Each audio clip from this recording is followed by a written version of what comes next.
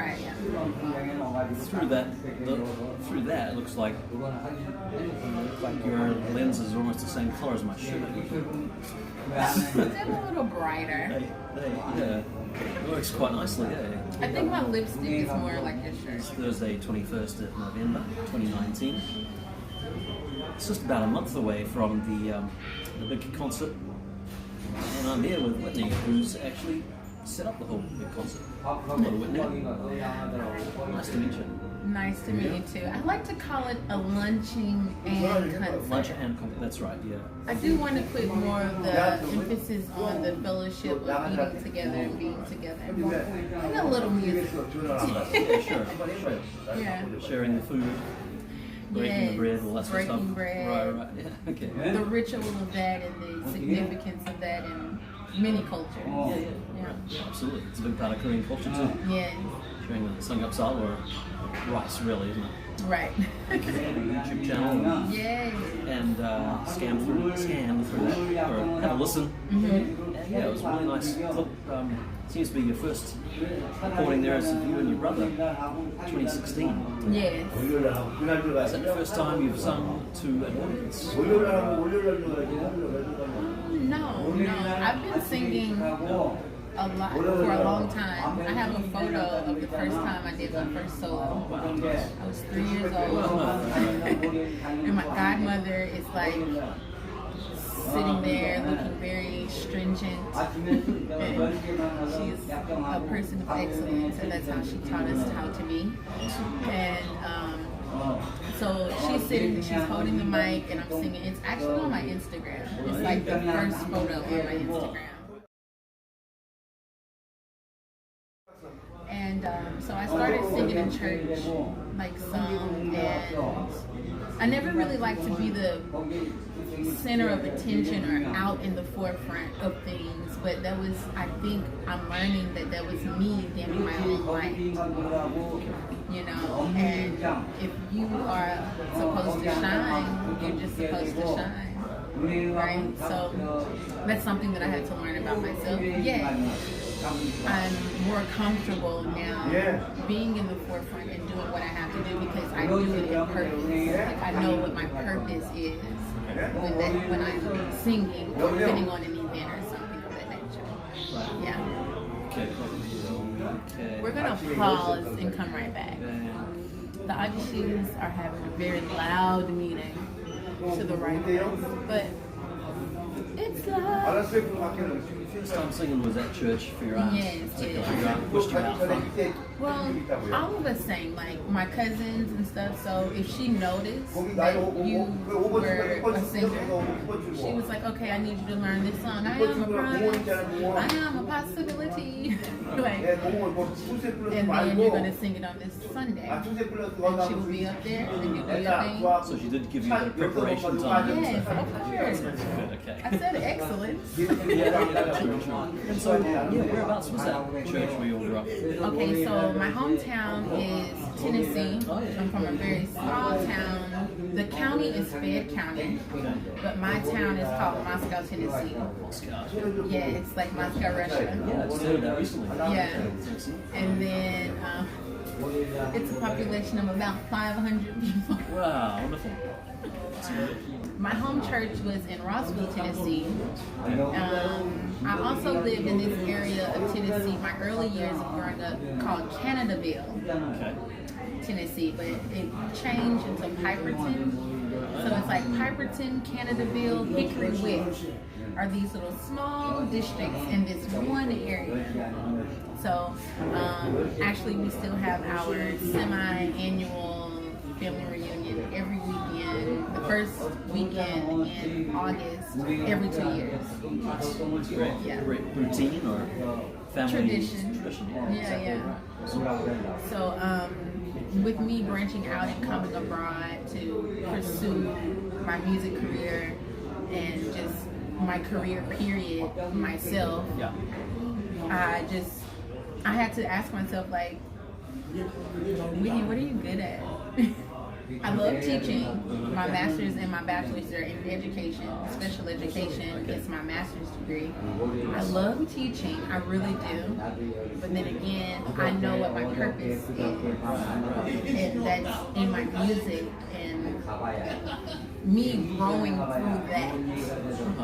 And like even this is probably my first time expressing this, but that's where my purpose lies. I know what it feels like to be on stage and to deliver the message that I'm delivering, and to see the people in the audience just like connecting with it. That's like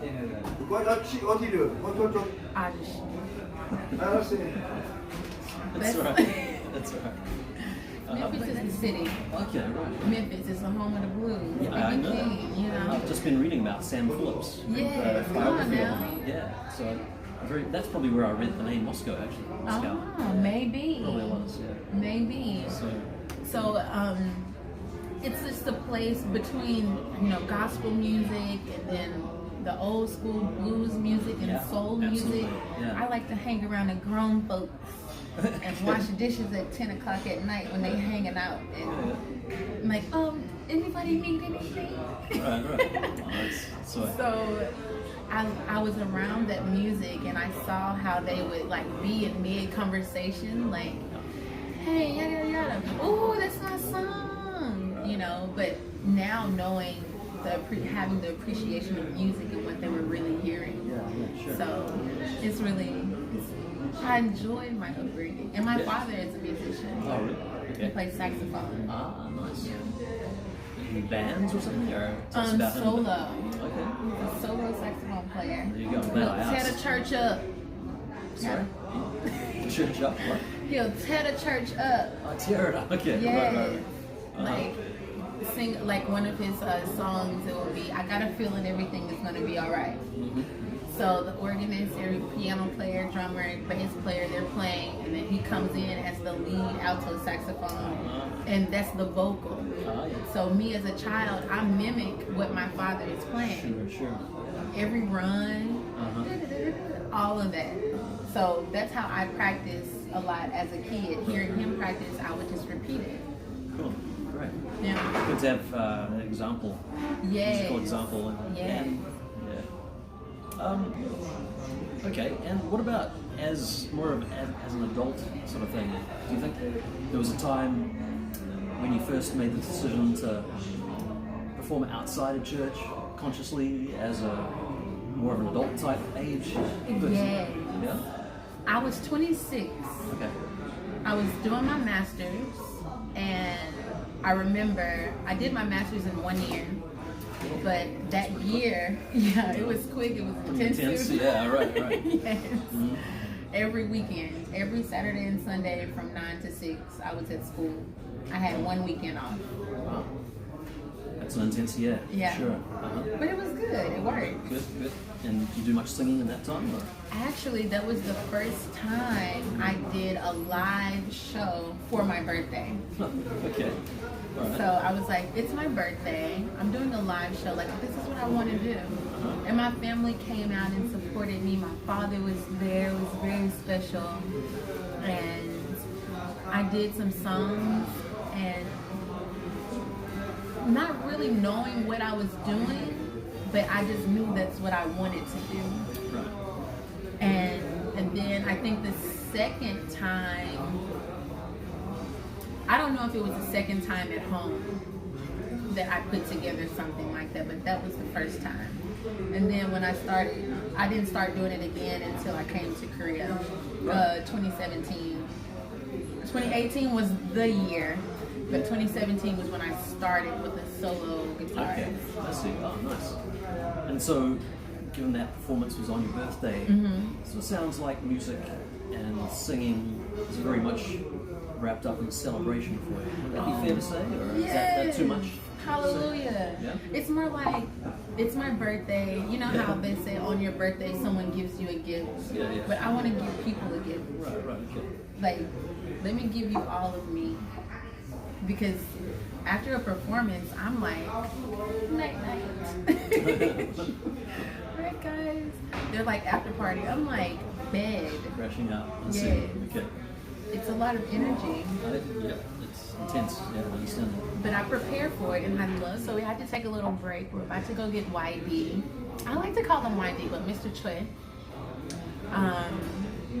He is also helping me with the event, and I'm very thankful to have just the support, you know, and like making sure I'm doing this, making sure I'm doing that, making sure I'm aware of this, making sure I'm aware of that. Like, and outside of them, I have other people that consult with me and help me. Hey girl, y'all know who y'all are. But I'm so appreciative of it because it helps keep me grounded and it helps me think, and if I have a issue, I can talk to them about it and come back down to a common ground. So yeah, that's where I am, down there getting some coffee. Tell us about that guitarist. How did you start, how did you connect with the guitarist and start working with her? So I just got in some music groups and I was just like, hey y'all, I'm a singer. You know, I'm looking for some people to create content with. I'm looking for some people to possibly perform with, you know, because it was something that I wanted to do and I just had to ask. Because I don't play piano, I don't play guitar.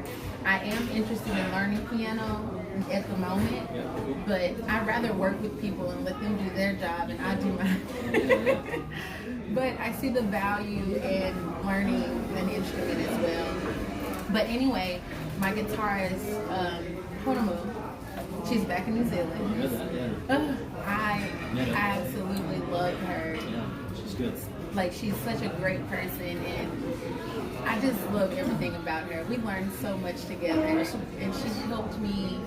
Like, I'm forever in debt to her helping me get to where I am, because if it wasn't for her, I don't think I would be where I am.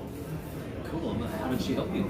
She started playing guitar for me, and I would go to open mics and perform. I would do HBC Music Festival and perform, and whatever other gig, because when 2018 started, my goal was one show per month, and I was like, you know, she was doing one show until she moved back to New Zealand.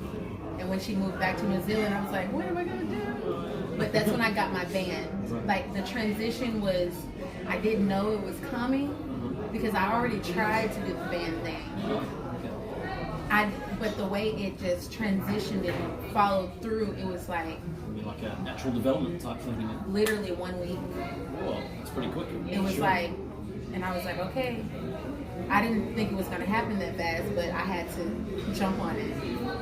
Well, it's not just a three-piece band, too, Oh isn't it? no, the Soul Seekers. How many musicians have you got collected there? 6. Right. So total it's 7. I just had my horn players drop, but that's not a problem. That's not an issue. Okay. So my steady people, I have a key player, a bass player. Now I have a lead. At first I didn't have a lead guitar player. Right. I have a drummer and a percussionist. Right. So 5 with me, 6. So we'll probably add a horn player later, you know. Sure. But how did you manage to collect them all, or gather them all together, I should say, in a person? Did you meet them already through the open mic nights? Or? No. So since I've been doing my performances and staying consistent with what I was doing, when I reached out again, I was like, Whitney Sol is putting together a band, holla at me. And from there, people were like, my percussionist actually reached out to me. He was like, oh, well, I can see what we can do.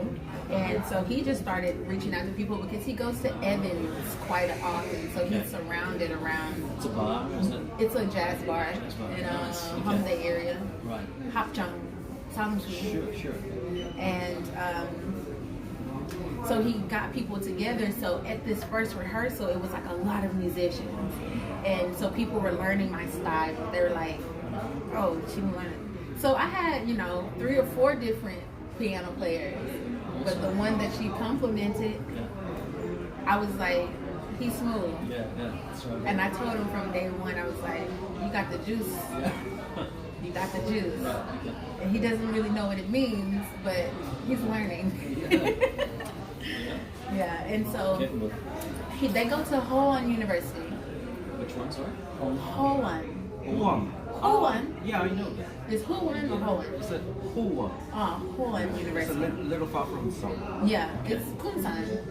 Yeah. They being the Korean lads in the band. Yes. My Keyboardist, bass player, guitarist. yes, they go there. My drummer graduated from Cornell, but he's a really great drummer.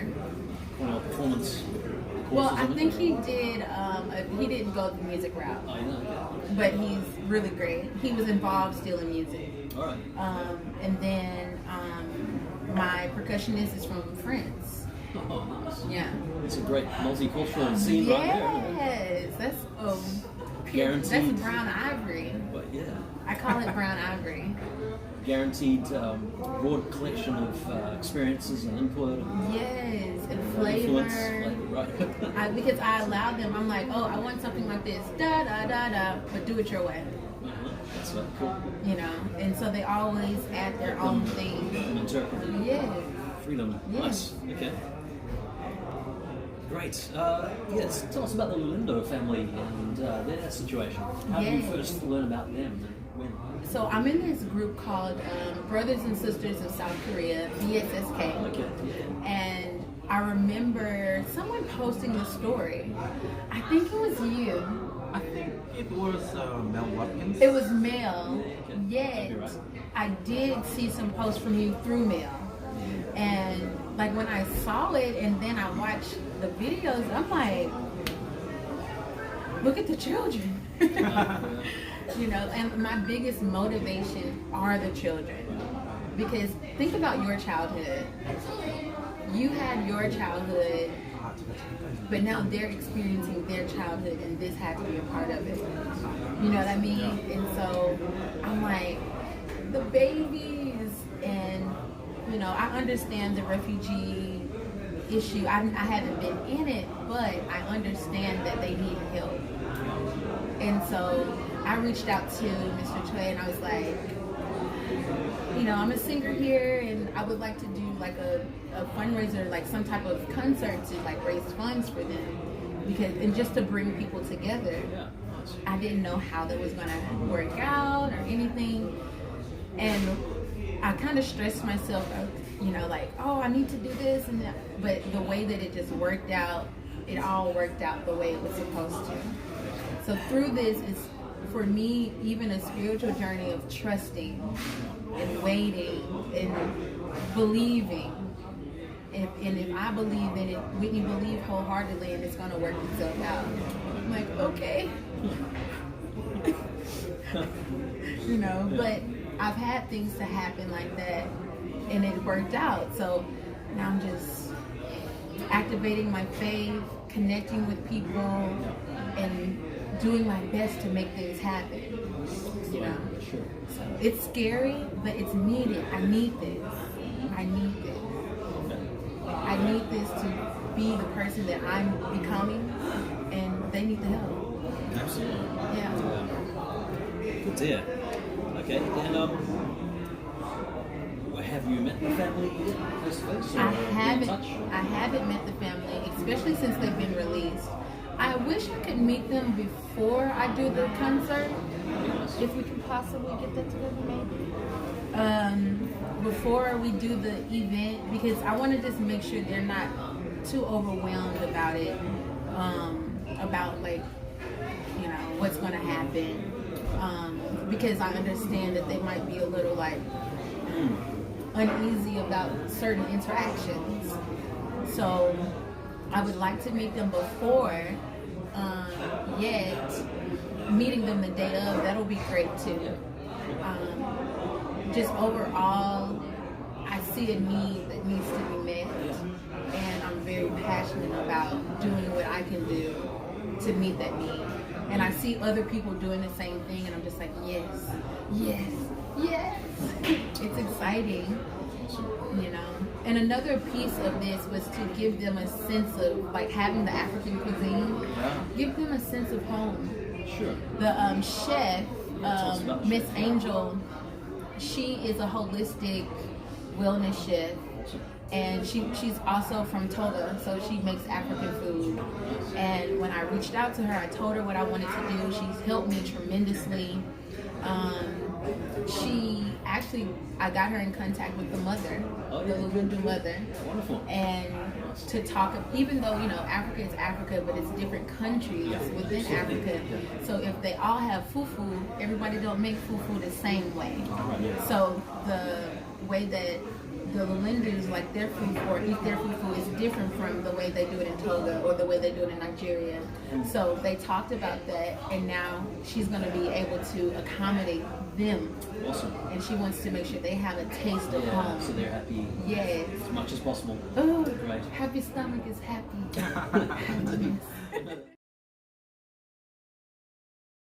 She had meal and great band playing. And, do you have any hints as to what we could expect from the band? Any favorite songs? You can play your original or two, or so I got one of my bandmates to handle that part. Yeah, we've already had rehearsal, and we have upcoming rehearsals, and he did a really good job picking songs. And I can say the theme is everything is going to be all right. Nice. Okay. That's the theme. We a a little bit of everything. Okay. So sometimes we'll have a little soul, hip hop, R&B. It's very groovy. Okay. I can say an overall word for my field is groovy. I love the groove. Yes. Very, very groovy. Do you know Robert Glasper? Because the new hashtag Save Lulendo, Love Lulendo. Oh, Save Lulendo. Now it's time to love them. So it's a song that we do called It's Love. and then how about show some short video about the Lulendo family? Yes, and that's another thing that'll be on there. I actually planned for that. So how long is it? Because I want you to do like a presentation, like, hello, this is who I am, and this is what I've been working with them, yada yada yada, blah blah blah. Here's this video. Well, that's good. That's creative. Guys, thank you for watching the interview. Be sure to share this and spread the word, and make sure that you buy your ticket for the event if you are in Seoul. If you're not in Seoul, don't worry. You can also donate. Press the ticket. Press the ticket link, and then it'll give you an option to buy a ticket, or it'll give you an option to make a donation. Make a donation. $5, $10, $20, $30, $600, $1,000, $25,000. Make your donation. In light and love. Hashtag Save Lulendo. Hashtag Love Lulendo. Thank you so much for watching, listening, giving us your time. We out.